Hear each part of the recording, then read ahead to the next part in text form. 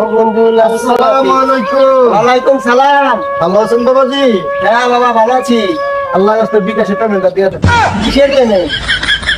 কিসের পেমেন্ট? আগে দাম খরচ বিকাশে পেমেন্ট মাগেন। দাম করে তো বলে বিকাশই করতে হয়। এ কি আগে আগে আদিম যুগ আছে যা এখন হাতে নিমু অনল ডিজিটাল।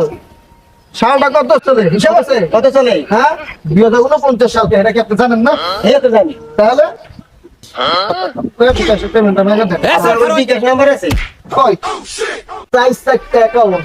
Thank you. কি? তোমার সাথে টাকা হল।